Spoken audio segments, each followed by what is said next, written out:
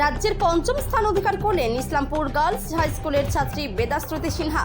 তার প্রাপ্ত নম্বর 693। মেয়ের এই সাফল্যে খুশি বাবা মা।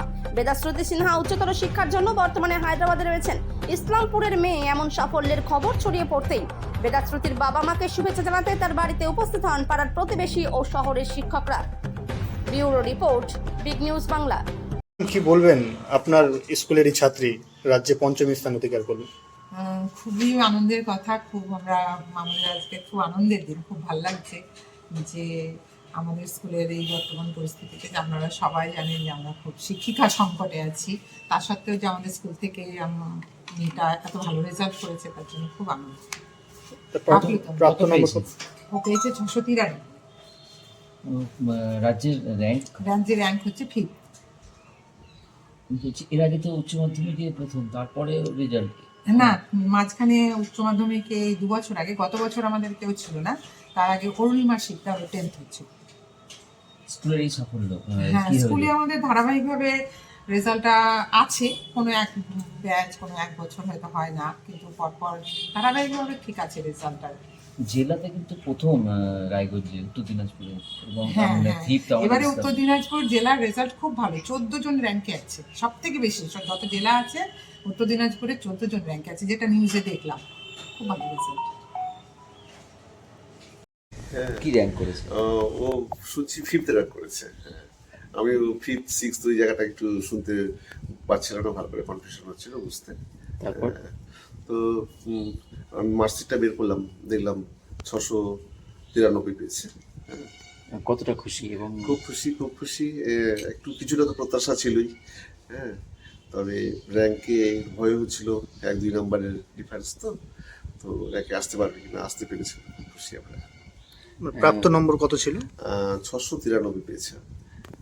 বিগত দিনে এখানে ও আপনার কয় ছেলে মেয়ে? এবং আমার 2 ছেলে 1 মেয়ে। বড় ছেলে বাণীব্রত সিনহা, সেও 2014-তে 7th হয়েছিল ইসলামপুর হাই স্কুল থেকে।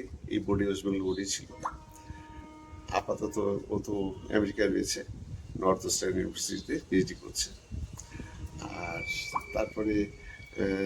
তারপরে আরেক ছেলে পড়াশোনা করছে বাইরে। আর মেয়ে, এটা মেয়ে আমার। মেয়ে মাধ্যমিকে এই রেজাল্ট করলো। দাদাই হলো প্রেরণা ওর। কোন স্কুলে পড়তো? ও ইসলামপুর গার্লস হাই স্কুলে পড়াশোনা করেছে। বলছি, ও এখন কোথায়?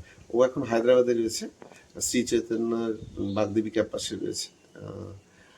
ফিজিক্যাল ম্যাথ নিয়ে পড়ছে, আইপিএল, ইংরেজি, আইআইটি কে স্বপ্ন দেখছে।